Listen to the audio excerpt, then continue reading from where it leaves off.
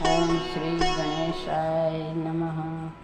વક્રતુંડ મહાકાય સૂર્યકોટી સમપ્રભ નિર્વિઘ્नं કુરુ મે દેવ સર્વકાર્યેષુ સર્વદા.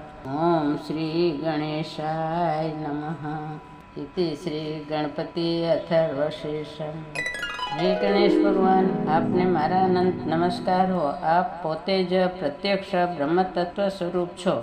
આપ પોતે જ અનંત સૃષ્ટિના કર્તા છો. આપ પોતે જ સૃષ્ટિના ધારણ કરનાર છો. અને હે ગણેશ ભગવાન, આપ જ આ સૃષ્ટિને સંહારનાર છો. હે ગણેશ ભગવાન, આપ જ આ બધું જે બ્રહ્મ છે તે પોતે જ છો.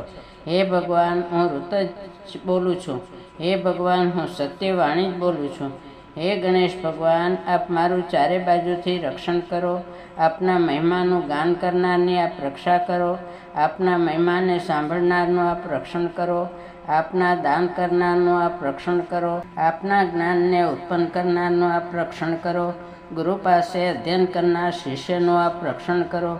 હે ગણેશ ભગવાન, આપ પશ્ચિમ દિશામાં મારું રક્ષણ કરો. આપ પૂર્વ દિશામાં મારું રક્ષણ કરો. આપ ઉત્તર દિશામાં મારું રક્ષણ કરો. આપ દક્ષિણ દિશામાં મારું રક્ષણ કરો. આપ ઉર્ધ્વ દિશામાં મારું રક્ષણ કરો. આપ નીચેની દિશામાં મારું રક્ષણ કરો. આપ ચારે તરફથી મારું રક્ષણ કરો. હે ગણેશ ભગવાન, આપ જ વાણી સ્વરૂપ છો. આપ જ ચૈતન્ય સ્વરૂપ છો. આપ જ આનંદ સ્વરૂપ છો. આપ જ બ્રહ્મરૂપ છો. આપ જ સચ્ચિત આનંદ સ્વરૂપે તેમજ અભેદ રૂપે છો. આપ જ પ્રત્યક્ષ બ્રહ્મ છો અને જ્ઞાન વિજ્ઞાન સ્વરૂપે આપ જ છો. હે ગણેશ ભગવાન, આપનાથી જ આ જગત પ્રગટ થાય છે. આપના આધારથી જ આ જગત રહેલું છે અને આપનામાં જ આ જગત છેવટે લઈ પામે છે. આપ જ પંચ મહાભૂત સ્વરૂપે અગ્નિ, પૃથ્વી, જળ, વાયુ અને નીલાકાશ છો. પરા પશ્યંતી, મધ્યમાં અને વૈખરી આ ચારેય વાણીના સ્થાન સ્વરૂપે આપ જ રહ્યા છો. હે ગણેશ ભગવાન, આપ જ સત્ય, રજો અને તમો ગુણને ઓળંગીને રહ્યા છો. આપ જ જાગ્રત, સ્વપ્ન અને સુષુપ્તિ ત્રણેય અવસ્થાને ઓળંગીને રહ્યા છો. આપ જ સ્થૂળ, સૂક્ષ્મ, કારણ દેહને ઓળંગીને રહ્યા છો. આપ ભૂત, ભવિષ્ય અને વર્તમાન કાળથી પર છો. શરીરમાં મૂલાધાર ચક્રમાં પણ આપ જ રહ્યા છો. મહાલક્ષ્મી, મહાસરસ્વતી અને મહાકાળી એ ત્રણેય શક્તિ રૂપે આપ જ રહેલા છો. યોગીઓ સદૈવ આપનું જ ધ્યાન ધર્યા કરે છે. બ્રહ્મા, વિષ્ણુ, રુદ્ર, ઇન્દ્ર, અગ્નિ, વાયુ, સૂર્ય, ચંદ્ર, બ્રહ્મ, ભૂઃ, ભુવઃ, સ્વઃ અને ઓમકાર રૂપે પણ આપ જ રહેલા છો. હે ગણેશ ભગવાન, પહેલાં ગનો ઉચ્ચાર કરી, પછી અનો પહેલા અક્ષરનો ઉચ્ચાર કરી, પછી અનુસ્વારનો ઉચ્ચાર કરવો, પછી બિંદુરૂપ અર્ચંદ્રાકારનું ચિંતન કરી આગળ ઓમ જાણીને ઓમ ગંગ આપના મંત્ર સ્વરૂપને જાણવું. પૂર્વરૂપ ગકાર, મધ્યમરૂપ અકાર, બિંદુએ ઉત્તરરૂપ જાણીને એનો નાદ કરવો એ સંધાન છે. ઉચ્ચાર કરવો તે સંધિ છે. તે જ ગણેશ વિદ્યા છે.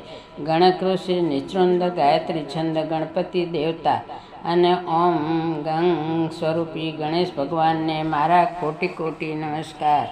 એકદંતાય વિદ્મહે વક્રતુંડાય ધીમહિ તન્નો દંતી પ્રચોદયાત. એ ગણેશ ગાયત્રી મંત્ર છે. એક દાંતવાળા ગણેશ ભગવાનને અમે જાણીએ છીએ. વક્રતુંડ ગણપતિનું અમે ધ્યાન ધરીએ છીએ. તે દંતી ભગવાન અમને શુભ કાર્યમાં પ્રેરણા આપતા રહો. જેને એક દાંત છે, ચાર હસ્ત છે, પાશ, અંકુશ, રદ અને વરદ જેમણે ચારેય હાથમાં ધારણ કરેલા છે, એવા જેની ધજામાં મૂષક છે, તેવા રતાસ્પર્ત જેનો વર્ણ છે, જેનું ઉદર લાંબુ છે, જેના સુપડા જેવા મોટા કાન છે, તેવા લાલાશ પડતા જેના વસ્ત્રો છે, તેવા અને જેના શરીરે રક્તચંદનનો લેપ છે, રાતા ફૂલોથી જેમની અત્યંત સરસ રીતે પૂજા થયેલી છે, એવા જેઓ ભક્તો ઉપર અકારણ દયા કરે છે, પ્રકાશમાન છે, જગતના ઉદ્ભવમાં જે કારણભૂત છે, તેવા અવિનાશી સૃષ્ટિના આરંભમાં જ પ્રગટેલા પુરુષ અને પ્રકૃતિથી પર એવા તેજોમય ગણેશ ભગવાનનું જે ધ્યાન ધરે છે તે યોગી સર્વમાં ઉત્તમ છે. દેવો અને ગણોના અધિપતિ એવા ગણેશ ભગવાનને નમસ્કાર છે. પ્રથમના અધિપતિને નમસ્કાર છે. મોટા ઉદરવાળા, એક દંતવાળા, સર્વ વિઘ્નોનો નાશ કરનારા ભગવાન શિવના પુત્ર અને વરદ મૂર્તિ ગણેશ ભગવાનને અનંત કોટી નમસ્કાર છે. અનંત કોટી નમસ્કાર હો, અનંત કોટી નમસ્કાર હો, અનંત કોટી નમસ્કાર હો.